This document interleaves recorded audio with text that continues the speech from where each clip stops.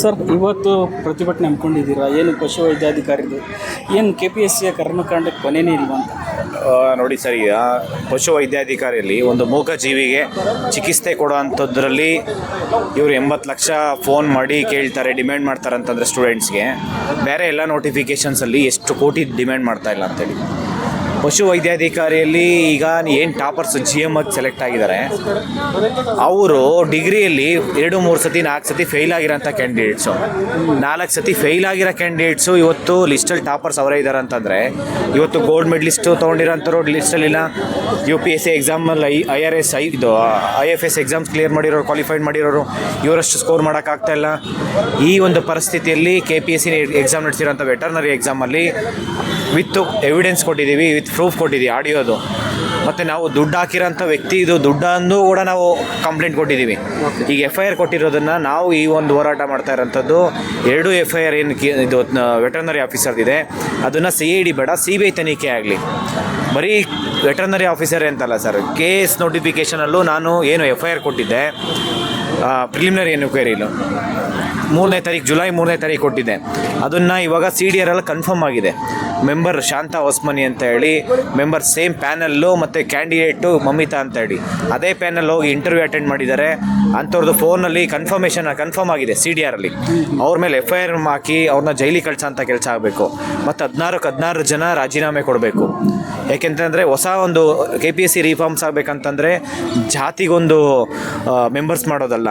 ಅವ್ರ ಮೆಂಬರ್ಸ್ ಹತ್ರ 10-15 ಕೋಟಿ 20 ಕೋಟಿ ದುಡ್ಡು ತೊಗೊಂಡು ಮೆಂಬರ್ಸ್ ಮಾಡಿದ್ರೆ ಏನು ಪ್ರಯೋಜನ ಸರ್? ಇವತ್ತು ಜೆನ್ಯೂನ್ ಕ್ಯಾಂಡಿಡೇಟ್ಸು ಪ್ರಾಮಾಣಿಕವಾಗಿ ಓದ್ತಾ ಇರೋಂಥವ್ರಿಗೆ ನ್ಯಾಯ ಎಲ್ಲಿ ಸಿಗುತ್ತೆ? ಪ್ರಾಮಾಣಿಕವಾಗಿ ಓದ್ತಾ ಇರೋಂಥವ್ರಿಗೆ ನ್ಯಾಯ ಸಿಗಬೇಕಂತಂದರೆ KPSCಯಿಂದ ಯಾರೂ ಮೆಂಬರ್ಸ್ ಇರಬಾರ್ದು. ಈಗಿರೋಂಥ ಮೆಂಬರ್ಸ್ ಯಾರೂ ಇರಬಾರ್ದು. ಯಾರಾದರೂ 4-5 ಜನ ಅಂದರೆ IAS IPS officer, retired IAS officer, ಮತ್ತು ಹೈಕೋರ್ಟ್ ಜಡ್ಜ್ ಯಾರಿದ್ದಾರೆ ರಿಟೈರ್ಡ್ ಆಗಿರೋಂಥವ್ರನ್ನ ನೀವು ತೊಗೊಂಬಂದು KPSC ಮೆಂಬರ್ಸ್ ಮಾಡಿ, ಅವಾಗ ಪ್ರಾಮಾಣಿಕವಾಗಿ KPSC ರಿಫಾರ್ಮ್ಸ್ ಆಗುತ್ತೆ. ಇವರು ವರ್ಷ KPSC number of members increase ಮಾಡ್ಕೊತ ಹೋಗ್ತಾರೆ. ಒಬ್ಬೊಬ್ರ ಹತ್ರ 10-20 ಕೋಟಿ ತೊಗೊಂಡು ನೀವು ಮತ್ತೆ ಮೆಂಬರ್ಸ್ ಮಾಡ್ಕೊತ ಹೋದರೆ KPSC ರಿಫಾರ್ಮ್ಸ್ ಎಲ್ಲಾಗುತ್ತೆ? ಇವತ್ತು ಬರೀ KS ಅಲ್ಲ ಸರ್, KS ಇದು ವೆಟರ್ನರಿ ಆಫೀಸರ್ ಅಲ್ಲ, BBMP AEL ಆಗಿದೆ, WRDAEL ಆಗಿದೆ, ADLR ಆಗಿದೆ, ಗ್ರೂಪ್ BL ಎಕ್ಸಾಮ್ಸು ಸ್ಕ್ಯಾಮ್ ಆಗಿದೆ, ಪ್ರತಿಯೊಂದು ಎಕ್ಸಾಮಲ್ಲೂ ಸ್ಕ್ಯಾಮ್ ಆಗಿದೆ. ಎಲ್ಲ ಎಕ್ಸಾಮ್ಸನ್ನು CBI ತನಿಖೆ ಮಾಡಿ ಒಂದು ಟೈಮ್ ಲಿಮಿಟ್ ಇಟ್ಕೊಳ್ಳಿ. ಟೈಮ್ ಲಿಮಿಟಲ್ಲಿ ನೀವು CBI ತನಿಖೆ ಮುಗಿಸಿ. ಯಾರು ಬೇಡ ಅಂತ ಹೇಳ್ತಿದ್ದಾರೆ? ಇವತ್ತು ಪ್ರಾಮಾಣಿಕವಾಗಿ ಓದ್ತಾ ಇರೋಂಥ ಅಭ್ಯರ್ಥಿಗಳು ಇವತ್ತು ಬೀದಿ ಪಾಲಾಗಿದ್ದಾರೆ. ಫ್ರೀಡಮ್ ಪಾರ್ಕಲ್ಲಿ ಹೋಗಿ ಪ್ರೊಟೆಸ್ಟ್ ಮಾಡಬೇಕು, ಆ ಪರಿಸ್ಥಿತಿಗೆ ತಗೊಂಬಂದಿದ್ದಾರೆ ಇವತ್ತು. ಸರ್, ಈಗ ಸ್ವತಃ KPSC ಅಧ್ಯಕ್ಷರೇ ಹಗರಣದಲ್ಲಿ ಸಿಗಾಕೊಂಡು ಕೋರ್ಟ್ ಸ್ವತಃ ರಾಜ್ಯಪಾಲರೇ ಅವರನ್ನು ಇದನ್ನು ಮಾಡಿ ಸರ್, ಅವ್ರೇನು ಸಸ್ಪೆಂಡ್ ಆಗೋದಕ್ಕೆ ನಾವು ಕೊಟ್ಟಿರೋ FIR ಇಂದನೇ ಆಗಿದ್ದು. ನಾವು ಕೊಟ್ಟಿರೋಂಥ ಪ್ರಿಲಿಮಿನರಿ ಎನ್ಕ್ವೈರಿ ಆದಮೇಲೆ FIR ಆಗಿ ಅದನ್ನು ಈವನ್ ರಾಜ್ಯಪಾಲರಿಗೂ ಅವ್ರ ಆಸ್ತಿ ಎಷ್ಟಿದೆ, ಯಾವ ರೀತಿ ಭ್ರಷ್ಟಾಚಾರ ಆಗಿದೆ, ಇದಿದ್ದು 63 ಪೋಸ್ಟು, 50 ಪೋಸ್ಟ್ ನಾನ್ HK, ಅದರಲ್ಲಿ 2 ಹೆಣ್ಮಕ್ಳು ಸೆಲೆಕ್ಟ್ ಆಗ್ತಾರಂತಂದರೆ ಇಡೀ ಕರ್ನಾಟಕದಲ್ಲಿ ಯಾರು ಅವ್ರ ಥರದವ್ರು ಓದೋರೇ ಇರಲಿಲ್ವಾ? ಸೊ ಒಟ್ಟಾರೆ ಈಗ ನಿಮ್ಮದು ಏನು ಟೋಟಲ್ KPSC ಆಡಳಿತ ಮಂಡಳಿನೇ ಬರ್ಖಾಸ್ತು ಮಾಡ್ಬೇಕಂತೀರಾ? ಖಂಡಿತ ಸರ್. ಈ KPSC ಮೆಂಬರ್ಸ್ ಪ್ರತಿಯೊಬ್ಬರಿಗೂ ಶಿಕ್ಷೆ ಆಗಬೇಕು. ಅವ್ರಿಗೆ ಗಲ್ಲಿ ಶಿಕ್ಷೆ ಆಗಿದ್ರೂ ಕಡಿಮೆನೇ. ಪಬ್ಲಿಕ್ಕಲ್ಲಿ ಹ್ಯಾಂಗ್ ಮಾಡ್ಬೇಕು ಅವರಿಗೆ ಅಂತ ಸ್ಕ್ಯಾಮ್ ಮಾಡಿದ್ದಾರೆ ಇವರು. ಇವತ್ತು ಪ್ರಾಮಾಣಿಕವಾಗಿ ಓದ್ತಾ ಇರೋಂಥವ್ರು ಓದ್ತಾನೇ ಇದ್ದಾರೆ ಪಾಪ ಅವರಿಗೆ. ಅವ್ರು ಸೋಷಿಯಲಿ, ಎಕನಾಮಿಕಲಿ, ಫಿಸಿಕಲಿ, ಮೆಂಟಲಿ ಒಂಥರ ಏನಂದರೆ ಇವು ಪ್ರಪಂಚನೇ ಬೇಡ ಅಂತ ಪರಿಸ್ಥಿತಿಗೆ ತಗೊಂಬಂದಿದ್ದಾರೆ. ಸರ್, ಈಗ ಹೋರಾಟ ಕೈಗೊಂಡಿದ್ದೀರಾ, ಸರ್ಕಾರದ ವತಿಯಿಂದ ರೆಪ್ರೆಸೆಂಟೇಟಿವ್ ಯಾರಾದರೂ ಬಂದಿದ್ದಾರೆ ಸರ್? ಸರ್, ಇನ್ನೂ ಯಾರೂ ಬಂದಿಲ್ಲ. ನಾವು ಬಂದು ನಮ್ಮ ಸಮಸ್ಯೆನೇನು CBI ತನಿಖೆ ಕೊಡೋ ತನಕ ಈ ಹೋರಾಟ ಇಲ್ಲೇನಿಲ್ಲಲ್ಲ ಸರ್. ನಾವು ಯಾವ ರೀತಿ ನೇಮಕಾತಿಗೋಸ್ಕರ ಹೋರಾಟ ಮಾಡಿದ್ವಿ, ಅದೇ ರೀತಿ ಕಾನೂನು ರೀತಿಯಲ್ಲಿ ಇಡೀ ರಾಜ್ಯಾದ್ಯಂತ ಹೋರಾಟ ಮಾಡ್ತೀವಿ. ಯಾವುದೇ ಕಾರಣಕ್ಕೂ ಬಿಡಲ್ಲ ಸರ್. ಎಲ್ಲ ಒಂದು ಕಡೆ ಕೇಂದ್ರ ಸರ್ಕಾರ ಜಂಜಿ ಹೇಗೆ ಒಂದು ತಲೆಬಾಗ್ತೋ, ರಾಜ್ಯ ಸರ್ಕಾರ ತಮ್ಮ ಒಂದು ಹೋರಾಟಕ್ಕೆ ಒಂದು ಇದು ಮಣಿಯುತ್ತೆ ಅಂತ ಕೇಳ್ತೀರಾ ಸರ್? ಖಂಡಿತ ಸರ್. ಇಡೀ ಇಂಡಿಯಾದಲ್ಲಿ ಜಂಜಿ ಹೋರಾಟ ನಮ್ಮ ಕರ್ನಾಟಕದಲ್ಲಿ ಸ್ಟಾರ್ಟ್ ಆಗಿದ್ದು, ಅದು ನಾವೇ ಸ್ಟಾರ್ಟ್ ಮಾಡಿದ್ದು ಧಾರವಾಡದಲ್ಲಿ. ಆ ಹೋರಾಟ ಮಾಡಿದ ನಂತರ ಈ ಬೇರೆ ಅಂದರೆ ಈಗ ಡೆಲ್ಲಿಯಲ್ಲಿ ಇರ್ಬೋದು, ಬೇರೆ ಒಂದು ಸ್ಟೇಟಲ್ಲಿ ಹೋರಾಟ ಆಗ್ತಾ ಇರೋಂಥದ್ದು. ಈ ಒಂದು ಹೋರಾಟ ವಿದ್ಯಾರ್ಥಿಗಳ, ಯುವಕರ ಹೋರಾಟ, ಎಜುಕೇಟೆಡ್ ಹೋರಾಟ ಇರೋವಂಥದ್ದು. ಈ ಒಂದು ರಾಜ್ಯ, ಒಂದು ದೇಶದಲ್ಲಿ ಮೋರ್ ದೆನ್ 65% ಯುವಕರಿರೋಂಥ ದೇಶ ಇದು. ಅಂಥದ್ರಲ್ಲಿ ಯುವಕರಿಗೆ ಇಂಪಾರ್ಟೆನ್ಸ್ ಕೊಟ್ಟಿಲ್ಲ ಅಂತಂದರೆ ಯಾವುದೇ ಸರ್ಕಾರ ಆಗಿರ್ಬೋದು, ಸರ್ಕಾರ ನೀವು ಅಧಿಕಾರಕ್ಕೆ ಬರೋದಕ್ಕೂ ನಾವೇ ಕಾರಣ ಆಗ್ತೀವಿ, ಅಧಿಕಾರದಿಂದ ನೀವು ಮನೆಗೆ ಹೋಗೋದಕ್ಕೂ ನಾವೇ ಕಾರಣ ಆಗ್ತೀವಿ. ನಿಮ್ಮ ಅಧಿಕಾರ ಶಾಶ್ವತವಾಗಿರಬೇಕು. ನಿಮ್ಮ ಅಧಿಕಾರ ಶಾಶ್ವತವಾಗಿ ನಿಮ್ಮ ಅಧಿಕಾರ ಶಾಶ್ವತ ಅಲ್ಲ, ನೀವು ಮಾಡೋಂಥ ಕೆಲಸ ಶಾಶ್ವತ ಆಗಿರ್ಬೇಕಂತಂದರೆ ನಮಗೆ ವಿದ್ಯಾರ್ಥಿಗಳಿಗೆ, ಯುವಕರಿಗೆ ನಾವೇನು ಬೇಡಿಕೆ ಇಡ್ತಿದ್ದೀವಿ ಅದನ್ನು ಫಸ್ಟ್ ಬಗೆಹರಿಸಿ. ನಾನು ಮಾನ್ಯ ಡಿ ಕೆ ಶಿವಕುಮಾರ್ ಸರ್ಗೂ ಅದನ್ನೇ ಕೇಳ್ತೀನಿ. 2 ಕಿಲೋಮೀಟ್ರು ಫ್ರೀಡಮ್ ಪಾರ್ಕು ಮನೆಯಿಂದ, 2 ಕಿಲೋಮೀಟರ್ ಇರೋಂಥ ಫ್ರೀಡಮ್ ಪಾರ್ಕ್ ನೀವು ಬಂದು ನಮ್ಮ ಒಂದು ಸಮಸ್ಯೆ ಕೇಳ್ತಾ ಇಲ್ಲ. ಇವತ್ತು ನೀವು 2000 ಕಿಲೋಮೀಟ್ರಿಗೆ ಹೋಗ್ಬಿಟ್ಟು ಅವ್ರ ಸಮಸ್ಯೆ ಕೇಳ್ತಾ ಇದ್ದೀರಾ ಅಂತಂದರೆ ಎಲ್ಲಿದೆ ನಮ್ಮ ರಾಜ್ಯ? ನಾವೆಲ್ಲಿದ್ದೀವಿ? ಈ ಒಂದು ಡೆಮೋಕ್ರಸಿ ಅನ್ನೋದೇನು? ಈ ವಿಚಾರವಾಗಿ ಇಲ್ಲಿಯ ಪ್ರಮುಖ ವಿರೋಧ ಪಕ್ಷಗಳು ಕೂಡ ತಮ್ಗೆ ಸಾಥ್ ಕೊಟ್ಟಿದ್ದಾವ ಈ ವಿಚಾರವಾಗಿ? ಕೆಲವೊಂದು ವಿಚಾರದಕ್ಕೆ ನಮ್ಮ ಹೋರಾಟಕ್ಕೆ ಭಾಗವಹಿಸಿದ್ದಾರೆ ಸರ್. ಆ ಒಂದು ಸಪೋರ್ಟಿವ್ ಆಗಿ ನಿಂತ್ಕೊಂಡಿದ್ದಾರೆ. ಯಾಕೆಂದರೆ ಡೆಮೋಕ್ರಸಿಲಿ ಆ್ಯಸ್ ಎ ಅಪೋಸಿಷನ್ ಪಾರ್ಟಿಯಾಗಿ ಅವ್ರು ನಮಗೆ ಸಪೋರ್ಟ್ ಮಾಡಲೇಬೇಕು. ಯಾಕೆಂತಂದರೆ ಇಲ್ಲ ಅಂತಂದರೆ ಅವರು ಅಪೋಸಿಷನ್ ಲೀಡ್ರ್ ಯಾಕೆ, ಅಪೋಸಿಷನ್ ಪಾರ್ಟಿ ಏನಕ್ಕೆ? ಹಂಗಾಗಿ ನಾವು ಅವ್ರು ಈ ಮುಖಾಂತರ ಕೇಳ್ಕೊಂಡ್ರೆ ಪ್ರತಿ ಹಂತದಲ್ಲೂ ನಾವು ಹೋರಾಟ ಮಾಡೋದು ಎಲ್ಲದರಲ್ಲೂ ಸಪೋರ್ಟ್ ಮಾಡಲೇಬೇಕು. ಮತ್ತು ಈ ಒಂದು ಸದನದಲ್ಲೂ ಅಷ್ಟೇ ಚರ್ಚೆ ಆಗಬೇಕು. ಈ ಒಂದು ಪ್ರಾಮಾಣಿಕವಾಗಿ ಓದ್ತಾ ಇರೋಂಥ ಅಭ್ಯರ್ಥಿಗಳಿಗೆ ನ್ಯಾಯ ಸಿಗಬೇಕಂತ ಹೇಳಿ ನನ್ನ ಹೆಸರು ಕಾಂತಕುಮಾರ್ ಅಂತ ಹೇಳಿ, ಅಖಿಲ ಕರ್ನಾಟಕ ರಾಜ್ಯ ವಿದ್ಯಾರ್ಥಿ ಸಂಘಟನೆಯ ರಾಜ್ಯಾಧ್ಯಕ್ಷ.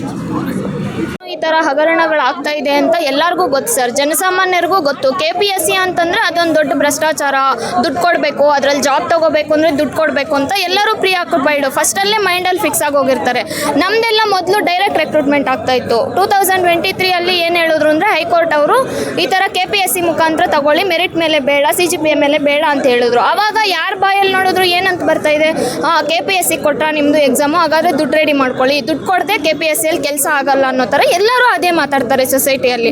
ಬಟ್ ಏನು ಅಂತಂದರೆ ನಾವು ಅಷ್ಟೇ ಟ್ರಾನ್ಸ್ಪರೆನ್ಸಿಯಾಗಿ ಇದು ಎಕ್ಸಾಮ್ ಕಂಡಕ್ಟ್ ಮಾಡಿ ಎಲ್ಲ ಎಕ್ಸಾಮ್ ಆಗಿದ್ದಿದ್ರೆ ನಾವು ಹೋರಾಟ ಮಾಡೋ ಅವಶ್ಯಕತೆ ಇರ್ತಾ ಇರಲಿಲ್ಲ ಸರ್.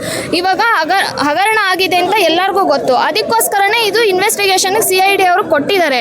ಇದು ಇನ್ವೆಸ್ಟಿಗೇಷನ್ ಕಂಪ್ಲೀಟಾಗಿ ಆಗಬೇಕು ಸರ್. ಇದು CBIಗೆ ಟ್ರಾನ್ಸ್ಫರ್ ಮಾಡಬೇಕು ಕೇಸ್ನ. ಯಾಕೆ ಅಂತಂದರೆ ಇವಾಗ ನಾವೆಲ್ಲ ಬಾರ್ಡ್ರಲ್ಲಿರೋರು, ಇವಾಗ ನಾವೆಲ್ಲ ಎಲಿಜಿಬಿಲಿಟಿ ಲಿಸ್ಟಲ್ಲಿ ಬಂದಿದ್ದೀವಿ. ಎಲಿಜಿಬಿಲಿಟಿ ಲಿಸ್ಟಲ್ಲಿ ಬಂದು ಪ್ರಾವಿಷನಲ್ ಲಿಸ್ಟಲ್ಲಿ ಬಂದಿಲ್ಲ. ಯಾಕೆ ಅಂತಂದರೆ ನಮ್ಮದು ಕಟ್ ಆಫ್ ರೇಂಜಲ್ಲಿ ಇವಾಗ ಒಂದು 5-10 ಮಾರ್ಕ್ಸು ನಮ್ಮದು ಡಿಫ್ರೆನ್ಸ್ ಇದೆ. ಅದಕ್ಕೋಸ್ಕರ ಇವಾಗ ಕರಪ್ಷನ್ ಆಗಿಲ್ಲ ಅಂದಿದ್ರೆ ನಾವು ಫೈನಲ್ ಲಿಸ್ಟಲ್ಲಿ ಬರ್ತಾ ಇದ್ವಲ್ಲ ಸರ್ ಇವಾಗ. ಅದಕ್ಕೋಸ್ಕರನೇ ಈ ಹೋರಾಟ ನಮ್ಮದೆಲ್ಲ. ಏನು ಅಂತಂದರೆ ಇವಾಗ ಕರಪ್ಷನ್ ಆಗದಿರ ನಮಗೆ ಟ್ರಾನ್ಸ್ಪರೆನ್ಸಿಯಾಗಿ ಎಕ್ಸಾಮ್ ಮಾಡಬೇಕು. ಇವಾಗ ನಾವು ಹೋರಾಡೋದು ಬಿಟ್ಟರೆ ನೆಕ್ಸ್ಟು ಇದೇ ಥರ ಕಂಟಿನ್ಯೂ ಆಗಲ್ಲ ಅಂತ ಏನು ಸರ್ ಗ್ಯಾರಂಟಿ? ಈಗ ಎಲ್ಲ ಇಲಾಖೆಗಳಲ್ಲಿ KPS ಅನ್ನೋದು ಆಲ್ರೆಡಿ ಜಗಜ್ಜಿಯಾರಾಗಿದೆ, ಅದ್ರ ಬಗ್ಗೆ ಇದೆ. ಈಗ ನಿಮ್ಮ ಹೇಳ್ತಾ ಇದ್ದೀವಿ, ಇವಾಗ ಕೇಸ್ನ ಟ್ರಾನ್ಸ್ಫರ್ ಮಾಡಿದ್ದಾರೆ CIDಗೆ. ಸರ್ ಪ್ಲೀಸ್ ಏನು ಅಂತಂದರೆ ಇದನ್ನು CBI ಕೊಡಿ. ಇದು ಪಾರದರ್ಶಕವಾಗಿ ಇನ್ವೆಸ್ಟಿಗೇಷನ್ ಆಗಬೇಕು. ಕಂಪಲ್ಸರಿ ಯಾರು ಕಲ್ಪ್ರಿಟ್ಸ್ ಇದ್ದಾರೋ ಅವರು ಆಚೆ ತೆಗಿಬೇಕು, ಅವ್ರಿಗೆ ಶಿಕ್ಷೆ ಆಗಬೇಕು ಸರ್. ಅದಕ್ಕೆ ನೆಕ್ಸ್ಟ್ ಬರೋವ್ರಿಗೆ ಭಯ ಇರಬೇಕು. ಈ ಥರ ನಾವು ಕರಪ್ಷನ್ ಮಾಡಿದ್ರೆ ನೆಕ್ಸ್ಟ್ ನಮ್ಗೆ ಏನು ಅದರಿಂದ ಏನು ಇಂಪ್ಯಾಕ್ಟು ಅಂತ ಅವ್ರಿಗೆ ಗೊತ್ತಾಗಬೇಕು ಸರ್. ಅದಕ್ಕೋಸ್ಕರ ನಾವು ಇವಾಗ ಕರಪ್ಷನ್ ಬೇಡ ಅಂತ ಹೇಳ್ತಾ ಇರೋದು. ಇವಾಗ ನಮಗೆ ಜೆನ್ಯೂನ್ ಆಗಿ ಯಾರು ಓದಿದ್ದಾರೆ, ಯಾರು ಬರೆದಿದ್ದಾರೆ ಅವ್ರು ಸರ್ಕಾರದಲ್ಲಿ ಕೆಲಸ ಮಾಡಬೇಕು.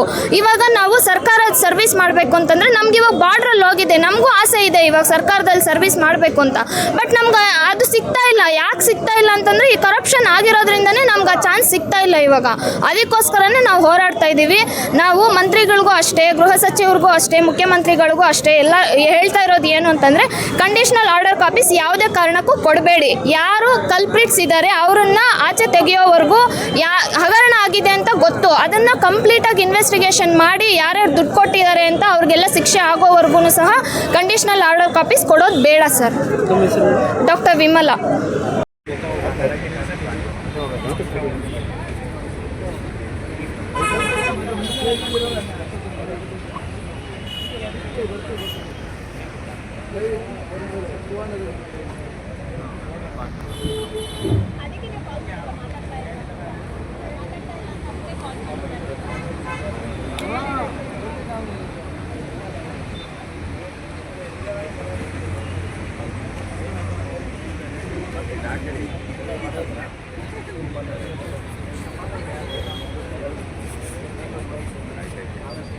ಮಾಸ್ಕ್